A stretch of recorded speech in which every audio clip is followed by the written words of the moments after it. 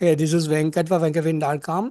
40ஸ்ல 50ஸ்ல இருக்கவங்க வந்துட்டு ரிட்டையர்மெண்ட் பிளானிங் பண்ணுறவங்களுக்கு இது கொஞ்சம் யூஸ்ஃபுல்லாக இருக்க வாய்ப்பு இருக்குங்க.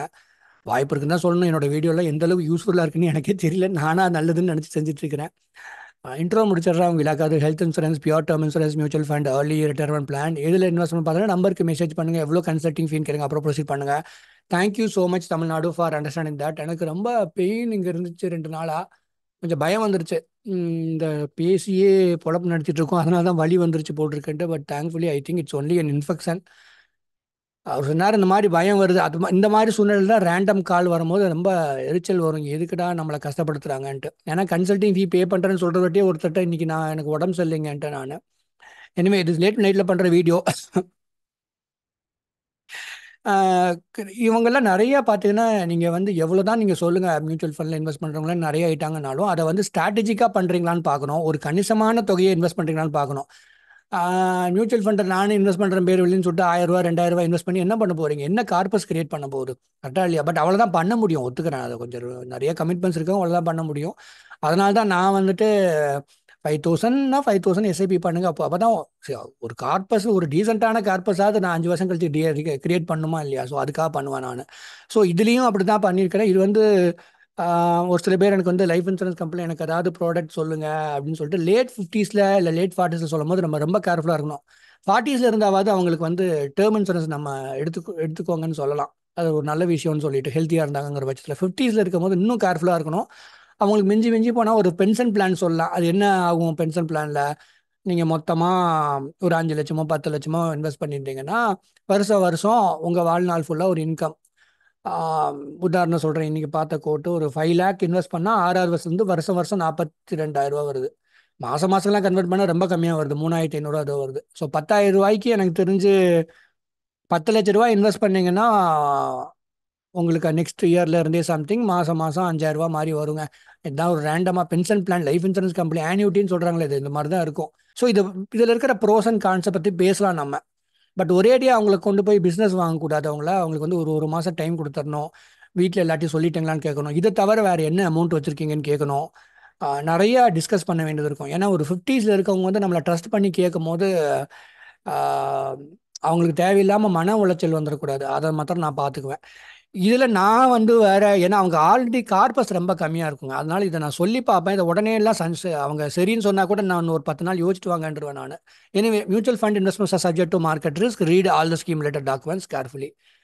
ஸோ உதாரணம் சொல்கிறேன், அவங்க கார்பஸ் பெருசாக இருக்காதுங்க. அவங்க ரொம்ப சின்ன, அது ஏன்னு தெரியல, ஒரு ரிட்டையர்மெண்ட் கார்பஸை கரெக்டாக பில்டு பண்ணாமல் வச்சுருப்பாங்க.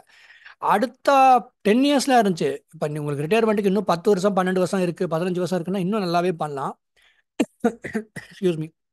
நான் வந்து வெறும் 5 வருஷம் தான் இருக்குது. ஆனால் வருஷம் மாதத்துக்கு ஒரு 1 lakh 1.5 lakh மேலே ஏர்ன் பண்ணுறீங்கன்னா இதை வந்து நம்ம பேசியாவது பார்க்கலாம். உதாரணம் சொல்கிறேன், ஒரு 20,000 மாதம் மாதம் இன்வெஸ்ட் பண்ணுறாங்க ஒரு மியூச்சுவல் ஃபண்டில். ஒரு அதுக்குன்னு அவங்களுக்கு ஏற்ற மாதிரி ஒரு 5 ஃபண்டாக இருக்கலாம், இல்லாட்டி 2 3 ஃபண்டை செலக்ட் பண்ணிவிட்டு நம்ம இன்வெஸ்ட் பண்ணுறாங்க. மாதம் மாதம் 20,000 சொல்லி பேசிகிட்டு இருக்கிறேன். உங்களுக்கு பண்ணணும்னு நான் சொல்ல, பண்ணி பார்த்தா எப்படி இருக்குன்னு பார்க்க போகிறேன், அவ்வளோதான். அது வேறு. 5 இயர்ஸ் இன்வெஸ்ட் பண்ணுறாங்க. நான் வந்து ரொம்ப கன்சர்வேட்டிவாக ஒரு 9% ரிட்டர்ன் சிஏஜிஆர் காம்ப் வருஷம் வருஷம் 9% க்ரோத் ஆகுது. இது நெகட்டிவ்லையும் போடலாங்க, ஐம் வார்னிங் யூ. இதை நீங்கள் பண்ணுங்கன்னு சொல்கிறல, சும்மா காமிக்கிறேன் அவ்வளோதான். 9% ரிட்டர்ன் கொடுக்குது அப்படிங்கிற பட்சத்தில் உங்களுக்கு இந்த மாதிரி க்ரோத் இருக்குங்க. 9%னா நீங்கள் மாதம் மாதம் அடுத்த 5 வருஷத்தில் ரிட்டையர் போகிறோம். மாதம் மாதம் 20,000 ரூபா நம்மளுடைய ரிட்டையர்மெண்ட் கார்பஸுக்காக நம்ம இன்வெஸ்ட் பண்ணுறோம். மொத்தமாக 12 லட்சம் இன்வெஸ்ட் பண்ணியிருப்போமா அப்போ 5 வருஷத்தில்? Over a period of 5 years வந்துட்டு ஒரு 9% க்ரோத் கிடச்சிதுன்னா 15.20 lakhs இருக்கும் மொத்தமாக உங்கள் கார்பஸ். ஸோ 6வது வருஷம் நீங்கள் அந்த டைமில் வந்து இந்த ஒரு 15 லட்சமாவது கையில் இருக்கும் உங்களுக்கு. அதை வச்சுட்டு நீங்கள் எஸ்டபிள்யூபின்னு சொல்லுவாங்க, அப்படியும் பண்ணிக்கலாம். இந்த 15 லட்சத்தை மறுபடியும் ஒரு ஒரு ஹைப்ரிட் மியூச்சுவல் ஃபண்ட் ஏதாவது போட்டுட்டு மாதம் மாதம் நீங்கள் தேவையானுக்கும் போது நீங்கள் வித்ட்ரா பண்ணிக்கலாம்னு நான் சொல்லுவேன். இல்லாட்டி எஸ்டபிள்யூபியும் பண்ணி கொடுக்கலாம். நான் அந்த டேட்டாவெலாம் காமிக்கல, ஏன்னா நம்ம ரொம்ப டேட்டாவை காமிச்சா நல்லா இருக்காது. நான் ஏதோ பண்ண சொன்ன மாதிரி இருக்கும். பாசிட்டிவாக ரொம்ப பாசிட்டிவாக பேச மாட்டேன் 50ஸ்ல இருக்கவங்களுக்கு. ஏன்னா 9% சிஏஜிஆரே கொஞ்சம் ஓவர். இது வந்து பாருங்கள் 12% சம்திங் சிஏஜிஆர் போட்டிருக்கிறேன். அப்போ 12% வருஷம் வருஷம் அந்த இன்ட்ரெஸ்ட் ரேட்டில் காம்பவுண்ட் ஆகிட்டு இருக்கு. அப்படிங்கிற பட்சத்தில் இந்த இன்வெஸ்ட் பண்ண 12 லட்சம் வந்து 16,50,000 ரூபா ஆகுது. ஓகேவா? ஸோ இந்த 16,50,000 ரூபா வந்துட்டு அவங்க ரிட்டையர்மெண்ட் டைமில் அது ஒரு கார்பஸ் மாதிரி கிரியேட் ஆகிருக்கும். ஸோ இதை வச்சுட்டு அவங்க வேறு ஏதாவது மறுபடியும் ஒரு சேஃபாக எஃப்டியில் போட்டு வச்சுக்கலாம். இல்லாட்டி basically what the can does மறுபடியும் ஒரு ஒரு ஹைப்ரிட் ஃபண்டில் ஏதாவது போட்டுட்டு அவங்க ரிஸ்க் எடுக்கலாம்.